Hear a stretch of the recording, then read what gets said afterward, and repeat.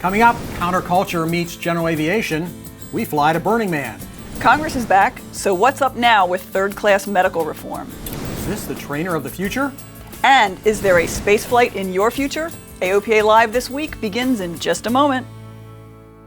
Experience the thrill from closer than ever before when the world's fastest motorsports series takes to the sky.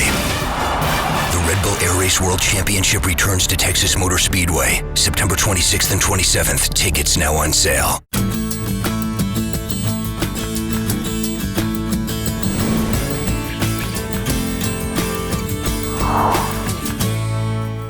The NOTAMs of disruption were greatly exaggerated. Hello, everyone, and welcome to AOPA Live this week. I'm Tom Haynes. And I'm Melissa Rudinger. Thanks for joining us. Last week, the FAA told us that ADS-B and TCAS would be unreliable over the southeastern U.S. for 200 miles out to sea because of military activities. And the FAA said that activity would be going on for the entire month. Well, that didn't sit well with us or the thousands of aircraft owners who've already shelled out for ADS-B boxes.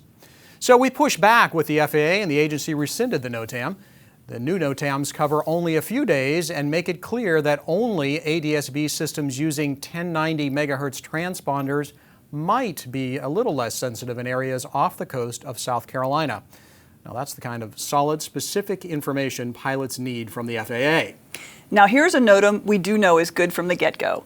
The United Nations 70th General Assembly begins this week in New York. This includes an address by the Pope. And with that, a TFR that will affect both the Hudson River and East River corridors. As we like to say, and so we do, check the NOTAMs. And now we'll stay in New York for the moment. And remember that Friday is the 14th anniversary of the 9/11 terrorist attacks. Millions of Americans mark September 11 by serving others in memory of the thousands who lost their lives that day. General aviation has a long-standing tradition of serving others, and it might surprise some just how many opportunities a pilot certificate and an aircraft, even a small aircraft, can create to do good in the world. We've compiled a list of many of the volunteer opportunities for pilots, from medical transport to animal rescue to disaster relief. You can find the list of volunteer opportunities on AOPA.org. Now, there is an event out in the Nevada desert that relies on volunteers, many of them pilots. It's the Burning Man Festival, and it may surprise you to learn that this countercultural festival has an airport created each year. AOPA pilot, editor-at-large Dave Hirschman flew into the middle of it. For the open-minded, I recommend Burning Man. It's a banquet. There's everything from anchovies to dessert. An open mind? Sure, but seal up everything else. Burning Man gets into your soul, the dust gets into every pore. Somewhere north of Reno and west of Winnemucca, at a dry lake bed in the middle of the Nevada desert, is 88 November Victor, Black Rock City Airport. For 1 week a year, the temporary airport is the aerial gateway to the massive counterculture festival.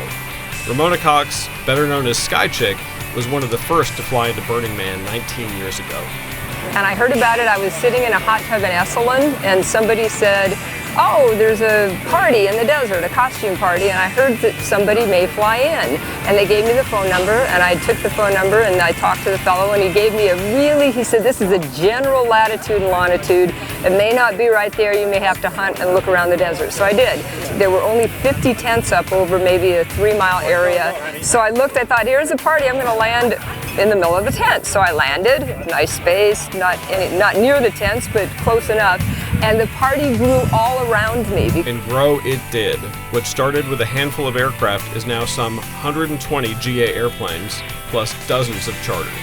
It's completely changed because it's grown substantially. The first year I was here, there were 10,000 people, which sounds like a lot, but it's over a huge area, a 3 or 5 mile area. It's grown now. I think this year there's 60 or 70,000 people. And everyone bangs a gong when they arrive. Art cars blast music at all hours. And out on the playa, Spanish for beach, but here a big dusty place, the temple. Like the other big art structures here, the temple gets torched. And the burning of the temple and all the personal mementos inside provides a somber end to an otherwise exuberant week of over-the-top celebration. So my ulterior motive in going to Burning Man was to place a memento of John Kuhn in the temple there, and the culminating last rite of the event is that this temple just goes up in flames. And as you know, John was a good friend of AOPA. He had many friends and family members who were regular burners, and I knew it would be meaningful to them to perform this act. Yeah, what a neat way to honor John. We miss him a lot. But what were some of the challenges flying into the airport there? It's an unusual location on many levels. Well, it's a desert lake bed, so it's kind of like making a glassy water landing in a seaplane. The depth perception is a bit off. High density altitude, no runway markings, high winds, and potential whiteout conditions. There's a 32-page list of rules to land at this airport. So there was a lot of preparation that went into it. Yeah. Oh. So how do you keep the dust out of all the parts of the airplanes that you really don't want dust getting into? That was my biggest fear going in there was how to protect the airplane. And I went to the home improvement store before going, and I bought a huge amount of masking tape and like shrink wrap. And as soon as we got our gear out of the airplane, I wrapped the airplane from spinner to tail in plastic and left it that way throughout the time we were there. All right, Dave, thanks much. I'm sure we'll read about this in AOPA Pilot Magazine, right? Absolutely. All right. Well, here's another pilot event out west, but we guarantee it won't be as dusty as the one Dave was just at. And the runway, well, it's paved.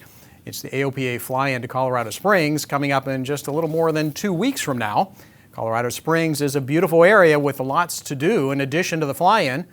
Pilots with a little extra time might want to visit the Garden of the Gods. This national natural landmark has been voted the #1 city park in the nation, but it's much more like a national park than any city park you can think of. You can drive through the natural formations, hike, climb, or take Jeep tours, and it's just 16 miles from the Colorado Springs Airport. Colorado Springs fly-in is Saturday, September 26th, but activities start on Friday evening. Go to aopa.org/fly-in to RSVP or register to volunteer. When we say drone, you likely think of a little quadricopter with a camera. But something bigger could be coming soon. Diamond's autonomous DA-42 just completed a round of test flights, including landings, without any human input. The project is initially being tested as a safety system to automatically take control of the airplane in an emergency. It's an airplane that has been at the center of an international showdown. You might remember that Pipistrelle claimed Siemens took their electric motor back to prevent the company from being the first to cross the English Channel by electric power. Just before the engine drama happened, AOPA pilot editor-at-large Tom Horn got to fly the Alpha Electro.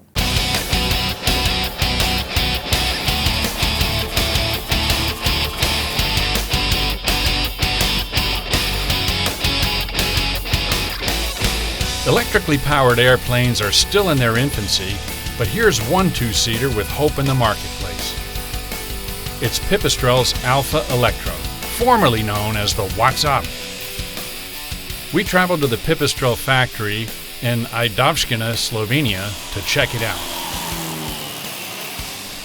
It's jam-packed with the company's Virus and Taurus light planes.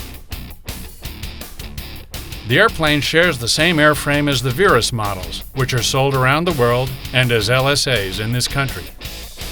The Alpha Electro is powered by a liquid-cooled 80-horsepower Siemens Dynadin electric motor. 6 rechargeable lithium-ion batteries in 2 racks drive the motor. The batteries take 45 minutes to charge and will let you fly for an hour with 30 minutes of reserve power. There's a grass strip right next to the factory. The airplane's waiting, so let's go fly. Full power for takeoff, climb out at 75 knots, and cruise as fast as 120 knots. Just remember that the more power you use, the faster the batteries run down. You'll find yourself looking at the power gauge to see how much power you're drawing and how much battery capacity is left. The propeller blades have this wide chord at their roots. This lets the prop act as a wind turbine, regenerate power, and send a charge back to the batteries. This happens at low power settings when the blades are windmilling. Short final is flown with full flaps, flaperons actually, at 55 knots, and touchdown comes at around 40 knots. The airplane's specifically designed for pattern practice. Pipistrelle likes to say that for every 6 trips around the pattern, power regeneration gives you another free landing. After another trip around the pattern, and some great views of the nearby landscape, it's back to land, taxi back for a charge-up, and another flight after some plug-in time. Tom Horn, AOPA Live. Thanks, Tom. No need to call the fuel truck. You can read more about the Alpha Electro in the October digital edition of AOPA Pilot Magazine. It's out now. Coming up after the break, Congress is back. What does that mean for third-class medical reform? And space flight for the masses. AOPA Live This Week continues in just a moment. It's been called the most sophisticated single-engine airplane ever. But to the people whose loved ones are alive today, it's called a lifesaver. The Cirrus Airframe Parachute System, only from Cirrus Aircraft. Welcome back. You're watching AOPA Live This Week. And this week, Congress has returned from recess, and the efforts begin again to push third-class medical reform. Joining us from our Washington, D.C. offices is Jim Kuhn, Senior Vice President of Government Affairs and Advocacy. So, Jim, it was a long, hot August. Congress is back in session now, dealing with a lot of important issues for the nation, but some specifically of importance to GA pilots. What's happening from your end down there? Yeah, you know, Tom, there are some big issues now that Congress has returned. You know, the debt ceiling, the funding of the federal government, the Iran nuclear deal. So with the fiscal year running out at the end of September, there's no way that Congress is going to get to an FAA reauthorization bill before September 30th. So we'll see an extension of the current laws that administer the FAA programs and their funding levels. So I anticipate that we'll see most likely a 6-month extension of the FAA reauthorization. Just a lot of things going on, a lot of uncertainty right now. There are only 10 legislative days scheduled in September, so not a whole lot of time to get things done in September. So last time, one of the hiccups we had regarding the transportation bill was that ALPA threw up some roadblocks. Where do we stand with them? We, myself, Mark Baker, has been talking to the president of ALPA. We're trying to negotiate some things in there that they'd like to see. We haven't, as we're taping this today, we haven't closed that deal with them. I think we're moving in the right direction. Hopefully we can get there.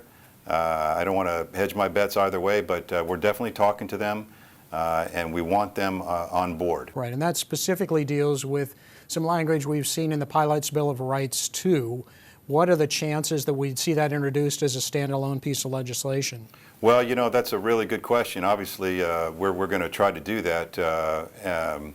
But again, you know, we're subject to this floor time issue with all of these other larger national and international issues that that Congress is dealing with. So we are trying to move the bill either standalone or put it in an FAA bill, or like we've said many times, put it on any bill that's moving. Over the summer, Tom, over the August break, I should say, we were able to get 10 new House members, members in the House of Representatives to sign on to the Pilot's Bill of Rights too. And so now we're up to 136 co-sponsors in the House. We're still at 57 in the Senate, but we're working that every day, and we're hopeful that, optimistic that we're going to get a few more senators on that bill. So having said that, you know, in politics, going from point A to point B is going in a straight line to get these issues done is rare. I think that we've reached a point now, we've done enough education where members are supportive of third-class medical reform, and we're working our way to get the best doggone deal we can get for our members. Okay, well, thanks, Jim. We'll be in touch as things roll out down there in Washington. We'll look forward to hearing more. Okay, thanks, Tom.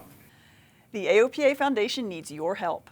2 donors have offered 2 separate $100,000 challenge grants. We have 2 gentlemen. One, the Tom Davis Fund, a longtime supporter of the Hat in the Ring Society, and a Hat in the Ring member, Michael Baldwin, that decided that they wanted to do something extraordinary this year and provide $200,000 of grant money if we were able to bring in $200,000 worth of Hat in the Ring Society members. So we raise $200,000 and they match it dollar for dollar. Absolutely. And so there's various ways we can do that, from a hat that's joining at the $1,000 level, or if there are folks that want to upgrade their support, or if someone wants to renew their support for the 2015 year.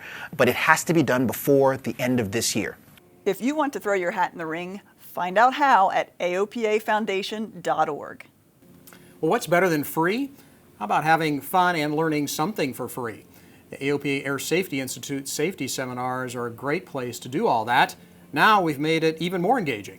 One of the things that we heard loud and clear from our members is, we love your safety seminars. We really wish they were at some more exciting locations. So what we've done is now we have lots of seminars on airports that you can actually fly into, aviation-themed destinations like aviation museums, and they're all listed there on the website. And so when you go there, if you see an airplane, you can fly into that seminar. If you see a little star, it means it's an aviation-themed destination that you can go to.